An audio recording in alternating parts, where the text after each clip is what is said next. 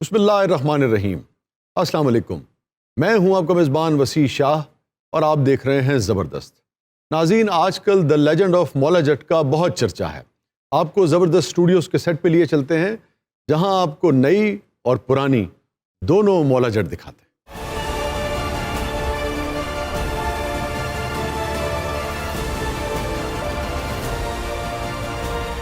नूरी नते आप और मुखो जट्टियां। अच्छा, वो मैं बिलाल लाशारी साहब का इंटरव्यू देख रहा था। वो कह रहे थे कि दर्जनों गंडासे जो हैं वो शूटिंग के दौरान टूटे हैं। राय साहब ने इको गंडासे नाल 30 साल काम किया। राय साहब के गंडासे की क्या बात है यार। क्या बात है। वैसे आपने भी अच्छा काम किया। नहीं जी, असी तो चवला मारन रहे काम दे उन्होंने किया। नहीं, अच्छी बात है। मैं हमजा अली अब्बासी साहब का भी इंटरव्यू देख रहा था। उन्होंने भी बड़ी फराख दिली से मुस्तफ़ा कुरैशी साहब का नाम लिया, तो मुझे बहुत अच्छा लगा। तारीफ ना करता एक हफ्ता फिल्म नहीं सी चलनी। मुस्तफा कुरैशी साहब ने बददुआ ही है जितनी देनी। अच्छा, लेकिन मैं आपको बताऊं, मुस्तफ़ा कुरैशी साहब को भी दाद देनी चाहिए। जब उनसे इस फिल्म के बारे में पूछा गया तो उन्होंने बड़ी फराख दिली से नेक तमन्नाओं का इजहार किया। अलबत्ता एक जुमला उन्होंने बहुत कमाल कहा। वो केड़ा जी? उसका मफहूम यह था कि हमारी जो मौला जट थी वो थी गरीबों की फिल्म, मगर गरीबों ने देख देख के उसे अमीर कर दिया था। हमारी फिल्म जो थी वो गरीबाना थी, अवाम ने उसको अमीराना कर दिया था कि 4.5 साल चली। मैनू गल्लां दे त्याने ला के मेरा वैरी तो नहीं निशान लगे शाह जी। नहीं, कहाँ है कहाँ वेरी।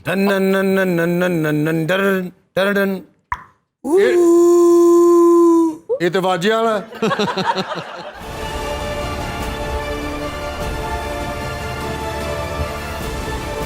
ये आया ना मौला जट। पहली यारी मेरे सामने कोई लंगूर आया। क्या अच्छा जुमला था। आप कहाँ से कहाँ ले गए। डायलॉग लिखा है नासिर अदीब साहब ने कि पहली बारी मेरे सामने कोई शेर आया है। इतने लाफ्टर ना लेंदे तुसी कहना सी फिटा मुँह तुहाडा। नहीं यार, इमरान नवाब साहब जो हमारे गेटअप आर्टिस्ट हैं उनको दाद दें आप। क्या शानदार गेटअप किया है। और जो ओरिजिनल जो मौला जट उसके जो गेटअप हिट थी, जिसकी कमाई आज तक दुनिया खा रही है, उसके जो गेटअप्स थे इमरान नवाब साहब के वालिद साहब ने किए थे, नवाब अली साहब ने। वैसे ही गल दस नूरी, ऑल फैरिया कल आए या नाल ले आए कोई लूरी। आए मैं मुद्दा नहीं आए नूरी नाता।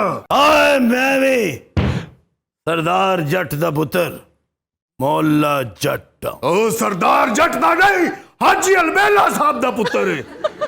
वैसे मौला जट साहब एक बात बताएं, जी। हाजी हलबेला साहब ने कभी मौला जट की यादें ताज़ा की हैं आपसे? जी पहले ये दस दे, मैं अनिल बेला करना मौला जट करना। आप मौला जट करें, मगर वैसे बताएं तो सही, कभी हाजी अलबेला साहब ने को मौला जट की यादें ताज़ा की हो, इस कदर तारीखी फिल्म का वो हिस्सा रहे। मौला जट दे वाले नाल एक सीन बड़ा मजा।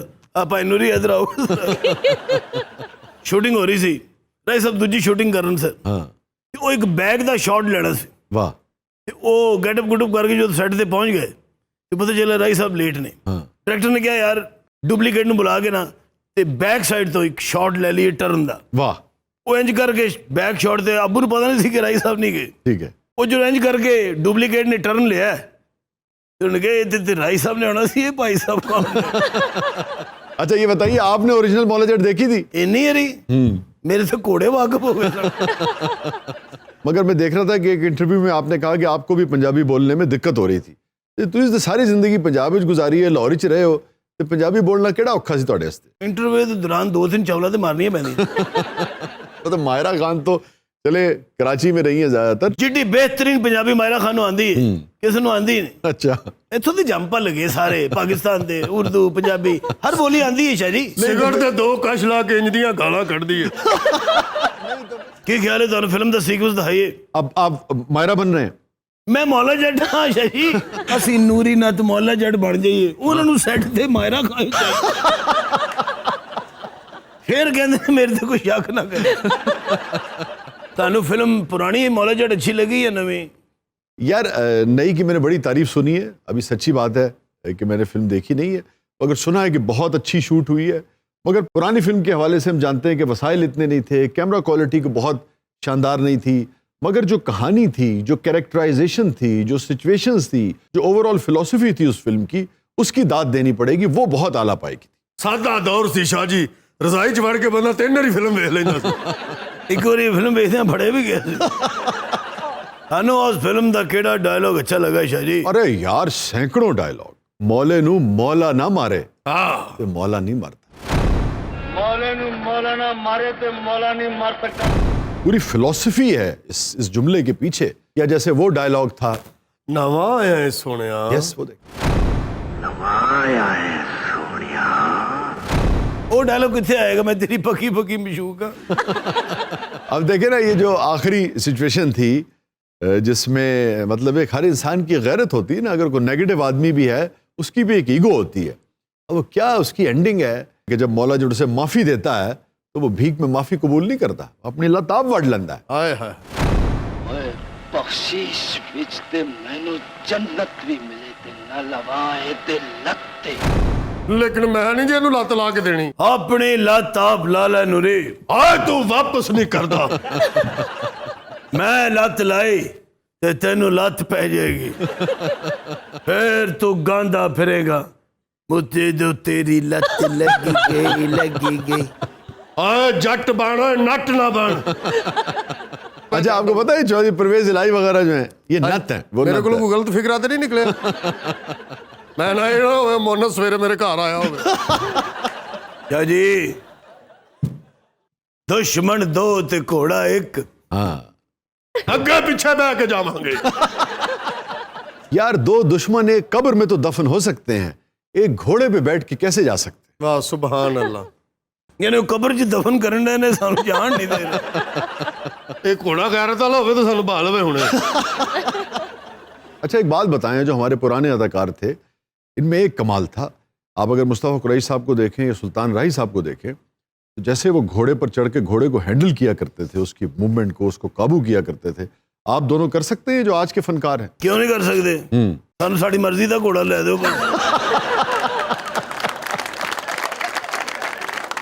ऐस घोड़े से तुम मैं 8 घंटे कहो मैं बह सकना, क्योंकि मैंने पता नहीं टुरना ही नहीं। अब वो सुल्तान राही साहब की आप कुछ फिल्में देखें, हाय हाय यार ऐसी ऐसी मूव है घोड़े के साथ, अड्डी मार दे सन घोड़ा हवावां च। कभी दाएं कभी बाएं, घोड़े को भी काबू किया हुआ है, साथ साथ डायलॉग्स भी दे रहे हैं। और उस वक्त वसाइल भी इतने नहीं होते। आपको पता है उस वक्त तो फीते वाला काम होता था। घोड़े नूं भी पता हुंदा सी फीता दा आया हुंदा। मेरे ख्याल में मुखों को बुला लेते हैं। करेक्ट बुलाओ। फिर उस दो मुखों नु लेके आई। मुखो मुखो शाह जी बुलाउण डे ने। आजा उन्हें तीजी मौला जट शुरू करनी है। मौलिया की है? मुखो बाजी आ गई, मुखो बाजी आ गई, मुखो बाजी आ गई। मुखो यार क्यों जो नूरी नाते गया। वे मौलिया वे टेल देम ऑल मौलिया दैट आई लव यू। ये मुखो है कि मलका एलिजाबेथ है? वे नता साइलेंस प्लीज, डोंट डू बकवास। शट अप मुखो। मेरे दुश्मन दिए मशूके। आई डोंट लाइक मशूक लव्स। लवर कह मैनू। लवर और मशूक च की फर्क हुंदा है? मेरे ख्याल च यो ही फर्क है कि साडा कुत्ता कुत्ता ते तुहाडा कुत्ता Tommy. मौलिया What happened, Mukho? Don't get depressed, Mukho. I am with you. वो कदों कहेंगी I am your पकी पकी मशूक। ਇਹਨਾਂ ਦਾ ਕੀ ਦਾ ਲੱਗਿਆ 4 ਕਰੋੜ ਲੈ ਕੇ ਇੱਕੋ ਫਿਕਰਾ ਬੋਲਿਆ ਤੂੰ। ਪੱਕੀ ਪੱਕੀ ਮਸ਼ੂਕ ਆ। ਵੇ ਮੌਲਿਆ ਇਹਨਾਂ ਸਾਰਿਆਂ ਨੂੰ ਦੱਸ ਕਿ ਮੈਂ ਤੇਰੀ ਪੱਕੀ ਪੱਕੀ ਮਸ਼ੂਕ ਆ। ਹਯਾ ਹੀ ਲੱਥਾ। ਪਹਿਲੋਂ ਕੁੜੀਆਂ ਹੁੰਦੀਆਂ ਸਨ ਕਹਿੰਦੀਆਂ ਸਨ ਕਿਸੇ ਨੂੰ ਨਾ ਦੱਸੀ। तो फिल्मां भी 50 लाख तो उत्ते नहीं जाती 150 करोड़ कर गई है ऐसे चक्कर जी। एक बात बताऊं मैं आपको, अगर आप इन्फ्लेशन को डालें, इसमें कोई शक नहीं कि इस फिल्म ने बहुत कमाया है, 250 करोड़ तो शायद क्रॉस कर गई है। लेकिन अगर आप इन्फ्लेशन को डालें और फिर उस जमाने में जितनी सस्ती टिकट थी, उस जमाने में जितनी ये फिल्म चली है, तमाम स्टैट्स को अगर आप देखेंगे ना तो शायद पहली वाली मौला जट ने इस फिल्म से ज्यादा कमाया होगा अपने। ਤੇ ਅੱਜ ਦਾ ਇਹ ਮੰਮੀ ਡੈਡੀ ਮੌਲਾ ਮੁੱਖੋਂ ਨੂੰ ਬਿਠਾ ਕੇ ਚੰਨ ਤੇ ਤਾਰੇ ਵਿਖਾਉਂਦੇ। चन्न ते तारे विखाउण डे सोशल मीडिया ते हो ही रहा। ਔਰ ਐਡਾ ਚਵਲੇਦਾਰ ਉਹਦੇ ਪਿੱਛੇ ਵੀ ਫਿਰਨ ਡਿਆ ਸੀ। ਮੌਲਿਆ ਇਹ ਮੈਂ ਕੀ ਲਿਸਨ ਕਰ ਰਹੀ ਆ? I can't explain, Mukho. Way explain ਤੈਨੂੰ ਕਰਨਾ ਪਵੇਗਾ। ਆਪਣਾ ਮੋਬਾਈਲ ਵਹਾ ਮੈਨੂੰ, ਮੈਂ ਤੇਰੇ ਸਾਰੇ message ਪੜਾਂਗੀ। No, Mukho. I know show our mobile. ਠੀਕ ਹੈ ਤੇ ਮੋਬਾਈਲ ਨਹੀਂ ਨਾ ਵਿਖਾਣਾ, कि सोच ले ब्रेकअप हो जाएगा ही। No, Mukha, no. You go my way, and I go your way. ਵੇ ਮੌਲਿਆ ਤੂੰ ਕਿੱਥੇ ਸੀ ਮੈਂ ਤੈਨੂੰ ਲੱਭ ਰਹੀ ਸੀ ਵੇ ਕੌਣ ਹੈ ਇਹਨੇ ਮੌਲੇ ਤੇ ਪੀਸ ਕਰਕੇ ਖਾ ਜਾਣੇ ਨੇ। तू कौन है नी? ਮੁੱਖੋ ਅਸਲ ਚ ਮੌਲਾ ਜੱਟ ਇਹ ਵੇ। ਵੇ ਮੌਲਿਆ ਏ ਮੌਲਿਆ ਵੇ ਇਹਨੂੰ ਦੱਸ ਵੇ ਚੱਲ ਰਲ ਕੇ ਮੰਗਣ ਚੱਲੀਏ ਵੇ। ਵੇ ਮੌਲਿਆ ਅੱਲਾ ਖੈਰ ਕਰੇ ਮੌਲਿਆ।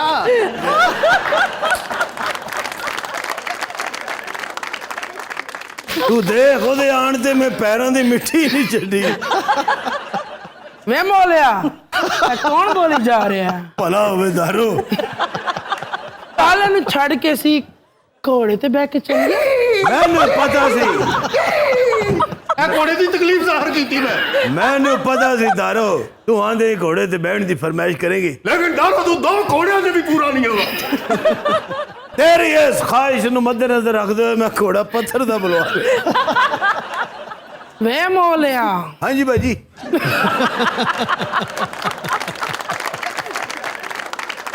ਵੇ ਜਿਸਸੇ ਤੂੰ ਵੱਧ ਜੋਸ਼ ਤੇ ਜੋਸ਼ ਤੂੰ ਵੱਧ ਜਜ਼ਬਾ ਹੈ ਜਜ਼ਬਾ ਜ਼ਰੂਰ ਕੋਈ ਹਿੰਮਤ ਨਾ। ਤੇ ਜਜ਼ਬੇ ਤੋਂ ਵੱਧ ਜ਼ੋਰ ਤੇ ਜ਼ੋਰ ਤੋਂ ਵੱਧ ਜ਼ਿੱਦ ਇਹ ਸਾਰੀ ਸਿਫਤਾਂ ਇੱਕ ਮਰਦ ਵਿੱਚ ਹੁੰਦੀਆਂ ਨੇ ਤੇ ਉਹ ਵੀ ਮੌਲਾ ਜੱਟ ਤੇ ਅਗਰ ਇਹੋ ਹੀ ਸਾਰੀ ਸਿਫਤਾਂ ਇੱਕ ਔਰਤ ਵਿੱਚ ਆ ਜੇ ਤੇ ਉਹ ਬਣਦੀ ਹੈ ਦਾਰੋ ਤੇ ਫਿਰ ਸੋਚ ਸਾਡਾ ਜਿਹੜਾ ਬਾਲ ਹੋਵੇਗਾ ਉਹ ਕਿਵੇਂ ਦਾ ਹੋਵੇਗਾ ਉਹ ਬੜਾ ਬਦਾਮ ਜ਼ਿਆਦਾ ਹੋਵੇਗਾ। ਵੇ ਮੌਲਿਆ ਏ ਮੌਲਿਆ ਦਾਰੂ ਇਹਨੂੰ ਟੱਕਰ ਮਾਰ। ਵੇ ਨੂਰੀ ਦੇ ਸੀਨੇ ਤੇ ਪੈਰ ਨਾ ਰੱਖ ਦੇਵਾਂ ਇਹਨੇ ਪੈਰ ਰੱਖਿਆ ਮੇਰੇ ਵਿੱਚੋਂ ਨੱਤ ਨਿਕਲ ਜਾਣਾ। ਨੂਰੀ ਆ ਜੱਟਾ ਹੌਲੀ ਬੋਲ ਨੂਰੀ। ਦਾਰੂ ਨੇ ਸੁਣ ਲਿਆ ਤੇ ਸਾਨੂੰ ਦੋਵਾਂ ਨੂੰ ਪੇ ਦੇਗੀ। ਦਾਰੂ ਵੇ ਮੌਲਿਆ ਤੇਰਾ ਸੰਗਲ ਕਿਤੇ ਹੈ ਦਾਰੂ। ਵੇ मौलिया ਇੰਜ ਕਹਿ ਤੂੰ ਵੀ ਵੇ ਮੌਲਿਆ। ਇਹ ਗੱਲ ਹੈ ਦਾਰੂ। वे टूट पैने मैं मुखो ਇਸ ਸਮਝ ਕੋਈ ਸਮਝ ਨਹੀਂ ਆ ਰਹੀ। ਮੇਰਾ ਕੋਈ ਪਤਾ ਨਹੀਂ ਮੈਂ ਸ਼ਾਹਜੀ ਨੂੰ ਵੀ ਦਾਰੂ ਕਹਿ ਰਿਹਾ। वे मौलिया ਇੱਕ ਮੁਕੋ ਆਈ ਐਮ ਲਿਸਨਿੰਗ। तेनू ऐसे मोमेंट ते डिसीजन लेना पेगा ਕੀ कि तू मुखो दा है या एस तारो दा है। ਮੈਂ ਦਾਰੂ ਦਾ ਮੈਂ ਦਾਰੂ ਦਾ ਹੈ ਦਾਰੂ। ਜੀ ਹਾਂ ਜੀ ਇਹ ਉਹਦੀ ਜੀਜ ਕਿੰਨੀ ਗਰਜ ਹੈ ਤੂੰ ਵੇਖ ਨਹੀਂ ਰਹੀ।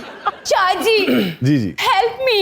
ਤੇਰੀ ਹੁਣ ਕੋਈ ਮਦਦ ਨਹੀਂ ਕਰੇਗਾ ਮੌਲਾ ਮੇਰਾ ਹੈ ਉਹਦੀ ਗੱਲ ਮੰਨ ਲਾ ਉਹਨੇ ਮੈਨੂੰ ਝੋਕ ਕੇ ਲੈ ਦਾਰੂ ਤੂੰ ਇੰਨਾ ਹੱਸਦੀ ਕਿਉਂ ਹੈ? ਤੇਰੀ ਸ਼ਕਲ ਵੇਖ ਕੇ ਆ ਕਲੈਬ ਲੈ ਗਈ ਕੁੜੀ। ਦਾਰੋ ਤੂੰ ਮੇਰੀ ਭੈਣ ਹੈ, ਮੇਰੇ ਨਾਲ ਤੇ ਠੀਕ ਬੋਲ। ਵੇ ਭਰਾਵਾ ਮੈਂ ਆਪਣੇ ਸਿਰ ਦੇ ਸਾਈਂ ਲਈ ਆਪਣੇ ਭਰਾ ਨੂੰ ਕੁਰਬਾਨ ਕਰ ਦਵਾਂਦੀ ਨਹੀਂ ਭਰਾ ਖਾਣੀਏ। ਵੇ ਮੌਲਿਆ ਹਾਂਜੀ ਬੋਲਦਾ ਕਿਉਂ ਨਹੀਂ ਬੋਲਦਾ ਕਿਉਂ ਨਹੀਂ? ਮੇਰਾ ਤਾਂ ਸਾਹ ਹੀ ਨਿਕਲ ਗਿਆ। ਮੈਂ ਜੇ ਭਰਾ ਕੁਰਬਾਨ ਕਰ ਸਕਨੀ ਆ ਤੇ ਤੇਰੇ ਵੀ ਟੋਟੇ ਕਰ ਸਕਨੀ ਆ ਜਿੱਥੇ ਸਾਡੇ ਦੋਵਾਂ ਦੇ ਟੋਟੇ ਕਰਨ ਡਈ ਹੈ ਉੱਥੇ ਇੱਕ ਦਾ ਟੋਟਾ ਮੁੱਖੋ ਦਾ ਵੀ ਕਰ मेनू कि लिया रहे हैं अपनी लड़ाई च। ਦਾਰੂ।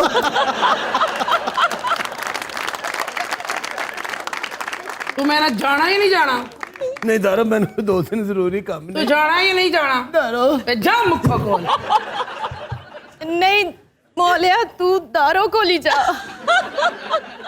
ਨੂਰੀ ਆਲਾ ਜੱਟਾ ਤੇ ਸਾਡੇ ਕਿੰਨੇ ਬੰਦੇ ਮਾਰੇ ਨੇ? 70 ਬੰਦੇ ਮਾਰੇ ਨੇ। 100 ਸਵਾ 100 ਤੇ ਅਸੀਂ ਤੁਹਾਡਾ ਵੀ ਮਾਰਿਆ ਯਾਰ। ਇੱਕ ਤੇਰੇ ਨਾਲ ਸ਼ਿਕਾਇਤ ਕਰਨੀ ਸੀ। ਓਕੇ ਤੇ ਭਰਾ ਲੱਗਣਾ ਲੜਾਈ ਝਗੜਾ ਆਪਣੀ ਜਗ੍ਹਾ ਇਹ ਮਾਮਲਾ ਤੇ ਚੱਲਦੇ ਹੀ ਰਹਿਣਗੇ। ਤੇਰੇ ਛੋਟੇ ਭਰਾ ਨੇ ਮੇਰੇ ਕੋਲ ਪੈਸੇ ਲਏ ਸਨ। ਪਤਾ ਨਹੀਂ ਰਕਸ਼ੇ ਦਾ ਕਿਰਾਇਆ ਦੇਣਾ ਸੀ 200 ਰੁਪਏ ਮੇਰੇ ਕੋਲ ਲਿਆ।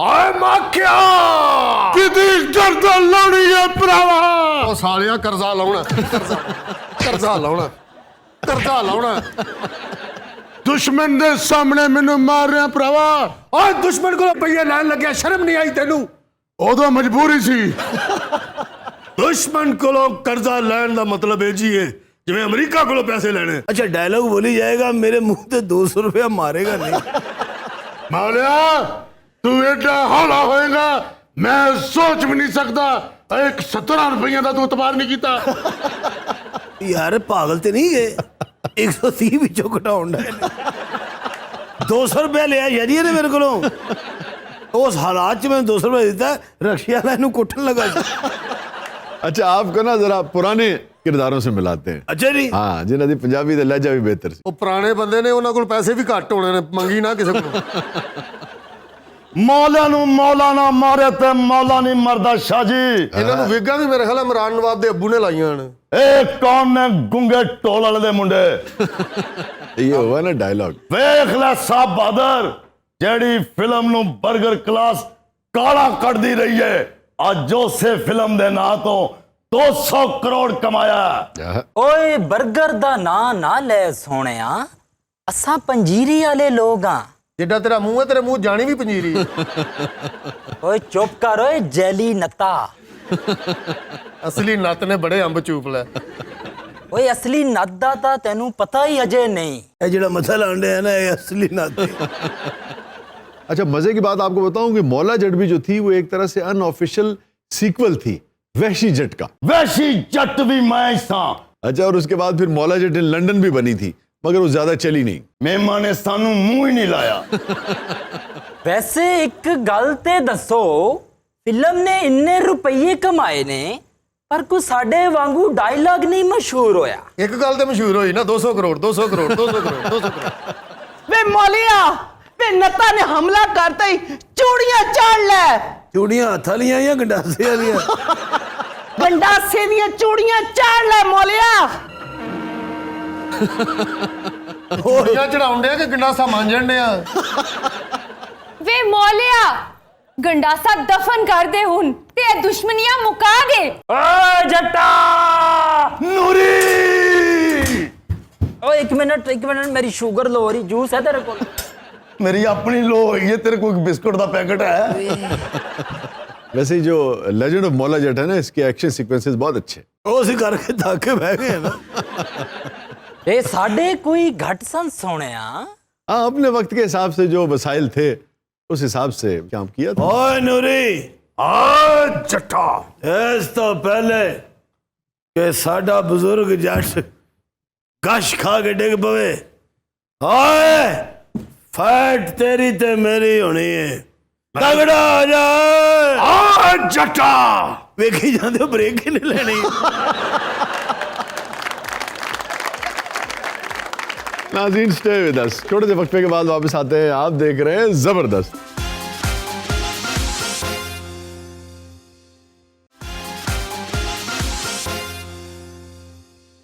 वेलकम बैक नाजरीन जबरदस्त में एक बार फिर खुशामदीद वक्त हुआ है शेरियात का और मैं आपको बताता चलूं कि आज जो शेर हम डिस्कस करने जा रहे हैं ये उर्दू दुनिया के बड़े मुगालतों में से एक नहीं है लेकिन पिछले दिनों ये कहीं शेर मैंने कोट किया तो किसी साहब ने जिन शायर का नाम लिया ये उनका शेर नहीं था अलबत्ता जिनका ये शेर है वो हमारे अहद के एक बहुत बड़े शायर हैं हम उन्हें इस शेर के ज़रिए जानेंगे भी और उन्हें ट्रिब्यूट भी पेश करेंगे उनकी मकबूलियत का अंदाज़ा आपको इससे होगा कि सब कॉन्टिनेंट में कितने बड़े गज़ल गायक गुजरे हैं पिछले 30-40 बरस में मेहदी हसन खान साहब जनाब ਗੁਲਾਮ ਅਲੀ ਸਾਹਿਬ जनाब जगजीत सिंह जगजीत सिंह और नुसरत फ़तेह अली खान साहब यानी कि इनकी एक गज़ल इस कदर पॉपुलर हुई कि इन चारों गज़ल गायकों ने उसे गाया है आप इससे अंदाज़ा कर सकते हैं कि ਸ਼ਾਇਰ ਦਾ ਪਤਾ ਵੀ ਇਹਨਾਂ ਨੂੰ ਕਹੋ ਨਾ ਲਾਂ 5 लाख रुपए इनाम है आज उस शायर तक पहुंचेगा ਤੁਸੀਂ ਟ੍ਰਿਬਿਊਟ ਪੇਸ਼ ਕਰ ਰਹੇ ਹੋ ਤੁਹਾਨੂੰ ਫੋਨ ਨਾ ਕਰ ਦੇਣ ਕਿ ਮੈਨੂੰ ਪੈਸੇ ਭੇਜੋ वो परिंदा जिसे परवाज से फुर्सत ही न थी वाह ये हम सब के लिए है क्या बात वो परिंदा जिसे परवाज से फुर्सत ही न थी आज तन्हा है तो दीवार पे आ बैठा है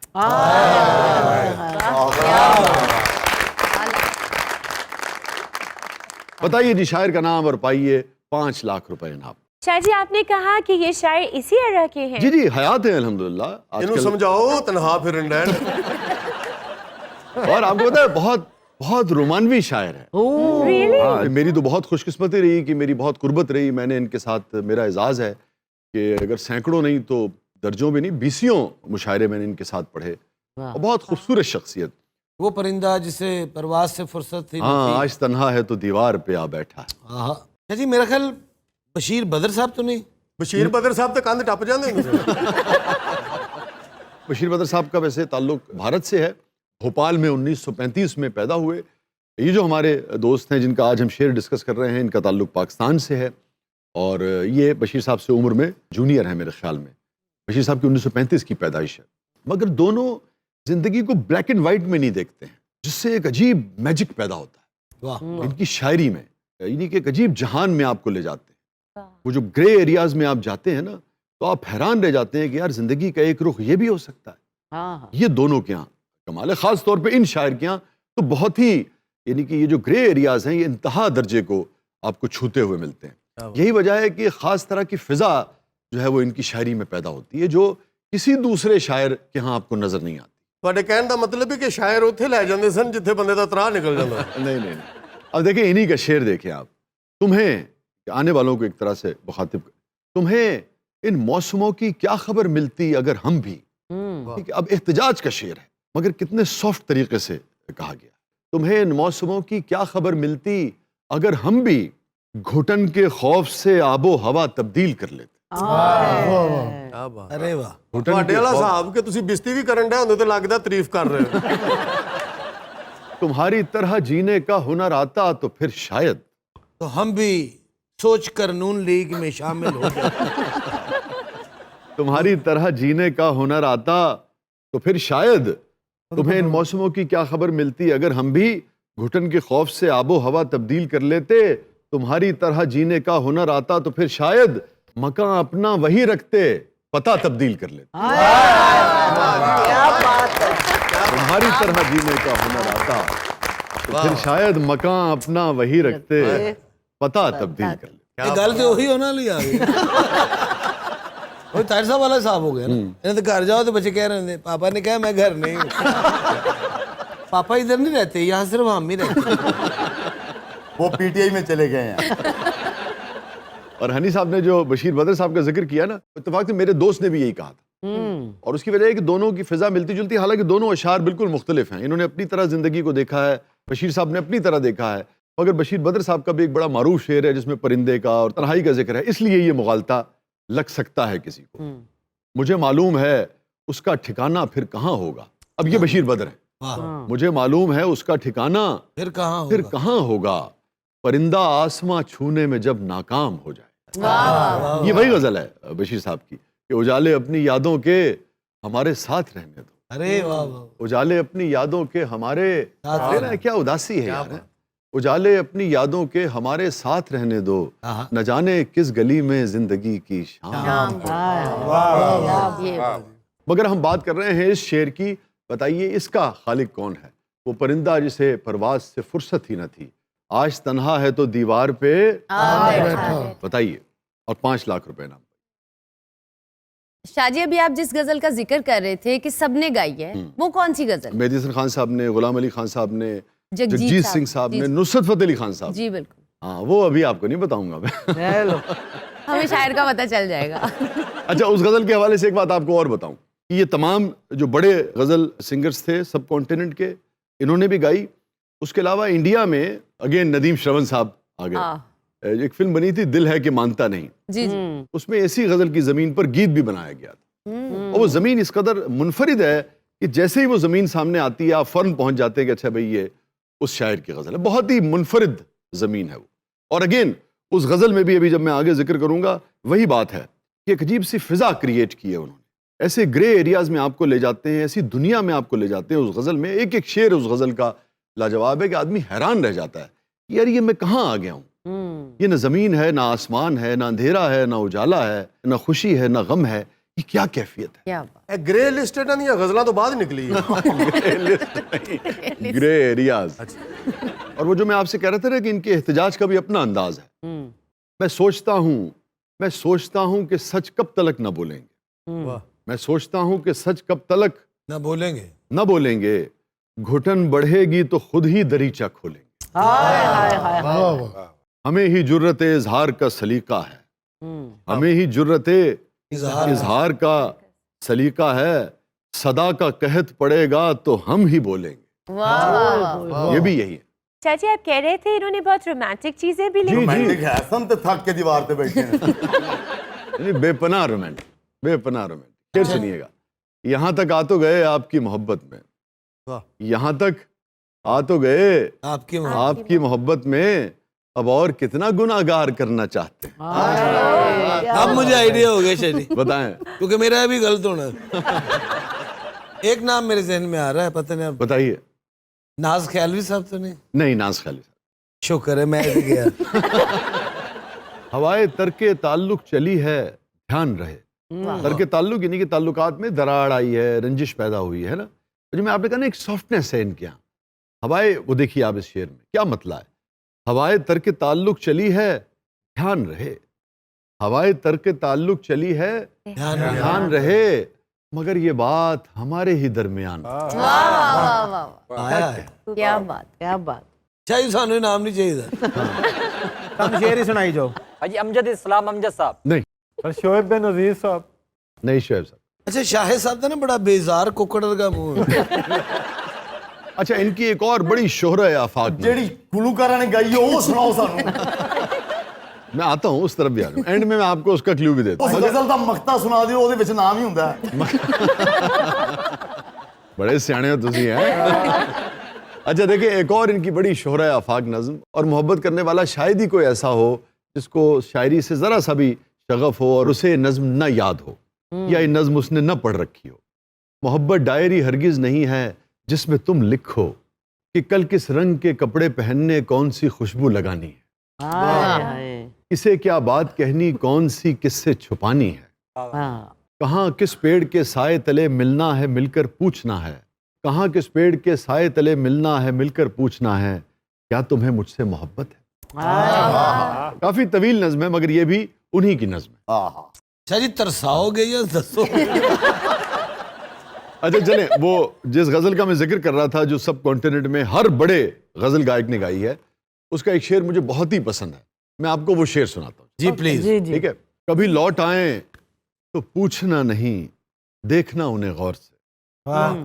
कभी लौट आए तो पूछना नहीं, देखना उन्हें गौर से, जिन्हें रास्ते में खबर हुई कि ये रास्ता कोई और है। वाह वाह वाह। तो ख्याल है किसी और? नहीं, तू ख्याल नहीं है। ये इनकी गजल ऐसे है कि मैं ख्याल हूँ किसी और का, मुझे सोचता कोई और है। सरे आईना मेरा अक्स है, बसे आईना कोई और। एक अजीब फिजा है। नहीं, वो जो इंडिया का गीत है वो तो मुख्तलिफ है ना। तू प्यार है किसी और का, तुझे चाहता कोई और है। बताइए जी शायर का नाम। अच्छा जी, ये तो हमारे सलीम कौसर साहब। जी जी, ये सलीम कौसर साहब की गजल। वो परिंदा जिसे परवाज से फुर्सत ही न थी, आज तन्हा है तो दीवार पे आ बैठा। ये हैं हमारे सलीम कौसर साहब, बेपनाह खूबसूरत शायर, बेपनाह शानदार इंसान, बहुत अच्छे किरदार के मालिक। आजकल जैसे कि मैंने पहले बताया, साहिब फराश हैं, अल्लाह ताला उन्हें सेहत कामला अता फरमाए। तो आज शेरियात में हमने उनका शेर भी डिस्कस किया, उन्हें ट्रिब्यूट भी पेश किया। बहुत ही खूबसूरत और मुनफरिद लहजे के शायर हैं। इनका एक और बहुत पुराना शेर, बहुत उम्दा, उस पर सेगमेंट का अख्ताम करते हैं। जो मुफलिसी के दिनों में बिछड़ गया मुझसे, जो मुफलिसी के दिनों में बिछड़ गया मुझसे, उसे तलाश करूंगा मैं नौकरी की तरह। नाज़रीन, स्टे विद अस। छोटे से वक्फे के बाद वापस आते हैं। आप देख रहे हैं जबरदस्त।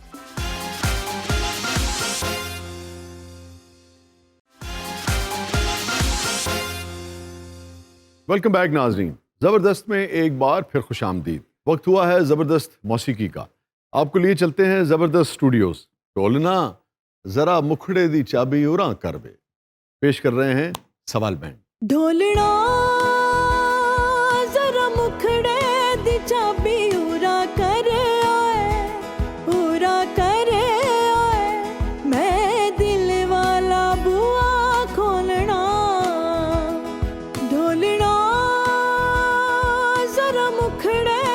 चाबी उरा करे आए, उरा करे वाह। आए, मैं दिल वाला बुआ खोलना, ढोलना वे ढोलना।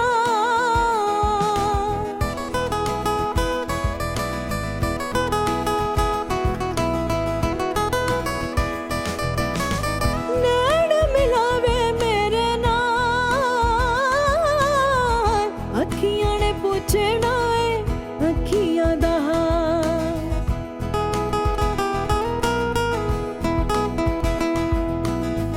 नैन मिलावे मेरे नाल, अखियां ने पूछना है अखियां दा हाल। अखियां ने पूछना है अखियां दा हाल। सजना मेरी अखियां दिखाली झोली पर आए, झोली पर आए, नहीं ते दिल मेरा नहीं आ रजना, ढोलना वे ढोलना।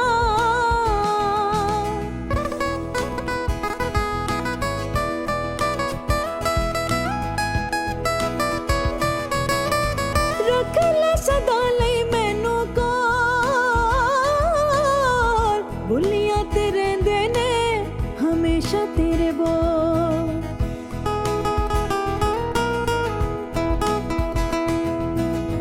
रख ले सदा लई मैनू कोल, बुलियां ते रहिंदे ने हमेशा तेरे बोल। बुलियां ते रहिंदे ने हमेशा तेरे बोल। ढोलना